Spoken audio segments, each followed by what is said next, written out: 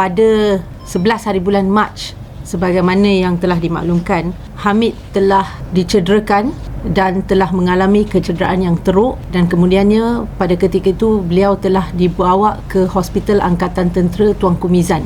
Dan pada ketika itu hospital itu telah cuba memberi treatment dan mengambil tindakan untuk memberi apa-apa keperluan perubatan, ya, dan mereka telah memberi satu laporan perubatan. Hamid kini sebenarnya telah terlantar masih berada di hospital PPUM. Beliau telah dipindahkan pada bulan Mac, hujung bulan Mac, ke hospital PPUM. Tetapi kami baru dapat laporan perubatan penuh apa yang berlaku kepada Hamid, dan kami ingin kongsikan laporan ini kerana kami percaya apa yang kami akan memaklumkan adalah satu perkara yang terlalu serius, ya. Diagnosis yang hasil daripada laporan perubatan tu telah mengatakan bahawa Hamid mengalami severe traumatic brain injury. Maknanya satu kecederaan di bahagian otak secara teruk, sangat serius. Dan antara lain, ya, ini adalah diagnosis yang berada dalam laporan perubatan tu, okey. Tetapi antaranya yang telah mengambil perhatian ialah bahawa kecederaan tu berlaku di beberapa bahagian di sekitar otak Hamid, dan antaranya ialah di left cerebral hemisphere. Maknanya di bahagian kiri otak Hamid. Now, left cerebral hemisphere adalah bahagian yang akan mengawal tangan, percakapan dan sebagainya. Semua perkara yang asas untuk seseorang untuk berinteraksi dan sebagainya, semuanya adalah melibatkan left cerebral hemisphere. Dan ini telah mengalami kecederaan yang serius. Okey? Dan selain daripada itu, mereka juga meletakkan bahawa beliau kini adalah seorang yang mengalami quadriplegia involving all four limbs. Dalam erti kata lain, quadriplegia maksudnya paralisis on all four limbs. Maksudnya keempat-empat tangan dan kaki. Ya, maknanya dia dalam keadaan vegetative state. Maksudnya tak boleh bergerak langsung, tak ada respon langsung. Saya ingin menunjukkan gambar terkini beliau. Ini adalah keadaan Hamid sekarang, tanpa apa-apa tanda-tanda pemulihan. Takkanlah kecederaan seserius begini adalah akibat kononnya dia terjatuh dalam tandas. Ini adalah maklumat yang diberikan kepada keluarga setelah dia dibawa ke hospital. Kononnya mengalami kejatuhan dalam tandas. Boleh ke? Kalau jatuh dalam tandas, kecederaan bahagian otak yang begitu serius. Pihak keluarga telah membuat 2 laporan polis.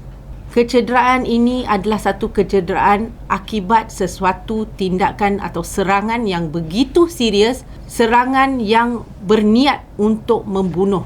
Kami nak tahu apa respon daripada pihak polis, apa respon daripada pihak kerajaan.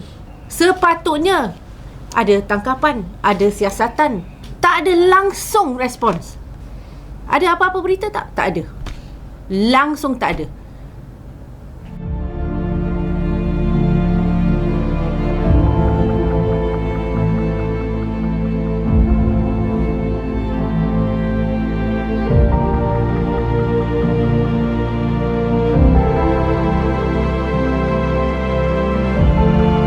Keluarga telah dimaklumkan oleh pihak PPUM bahawa beliau akan didischarge besok.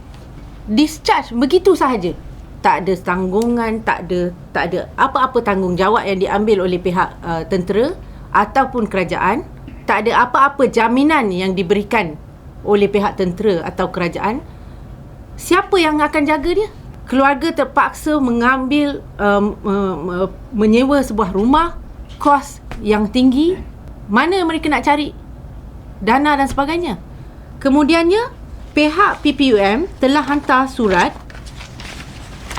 pada 8 Julai kepada pegawai yang berkenaan bahagian perkhidmatan tentera. Ya, pada 8 Julai. Kemudiannya tak ada apa-apa respon, ya. Dan 22 Julai, 2 surat lebih kurang sama yang menyenaraikan segala peralatan yang diperlukan oleh Hamid. Okey? Hospital, katil hospital, mattress yang khas, ya. Wheelchair yang khas, portable suction machine, susu, nutrition, commode chair, blood pressure monitor, pulse oximeter, dan segala kos ni siapa yang nak tanggung?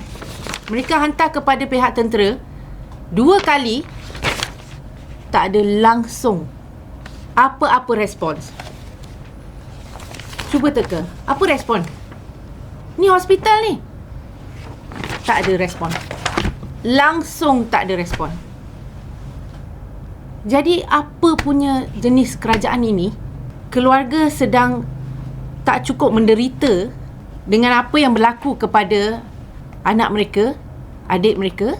Mereka ditekan lagi dengan kosnya, dengan layanan sebegitu rupa. Kami percaya bahawa 1, tiada siasatan. 2, tak ada apa-apa jaminan untuk mengambil atau mengambil tanggungjawab atau menanggung kos mereka. Dan ketiga, mereka kini ditekan untuk terus di-discharge tanpa apa-apa bantuan. Takkanlah nak expect family untuk datang untuk cari peralatan dan bayar sewa. Mereka bukan orang kaya. Kami dengan ini menyeru pihak kerajaan untuk mengambil serius luahan keluarga Hamid, seorang prajurit yang telah berkorbankan diri beliau untuk negara ni.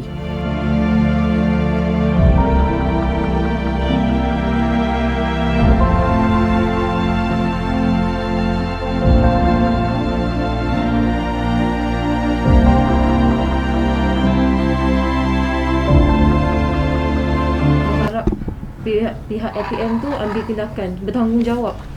Maksud kita orang bertanggungjawab apa yang jadi dengan adik kita orang yang sampai seteruk ini. Adik kita orang ni keadaan bukannya aksiden ke apa ke, luka yang sangat teruk dan sampai tak sedarkan diri. Sampai badan dia susut. Boleh dikatakan adik tinggal kulit dengan tulang, daripada orang yang normal sampai sakit macam ni. So kita orang nak, mana janji sebelum yang selepas kejadian pegawai pernah menjanjikan cari keadilan untuk adik kita. Ada 2-3 orang bercakap untuk menjanjikan keadilan. Mana semua tu? Kita orang nak tanggungjawablah daripada pihak TM apa yang jadi dengan adik. Bukannya cakap kosong macam tu yang menjanjikan, tak ada apa-apa yang langsung jadi.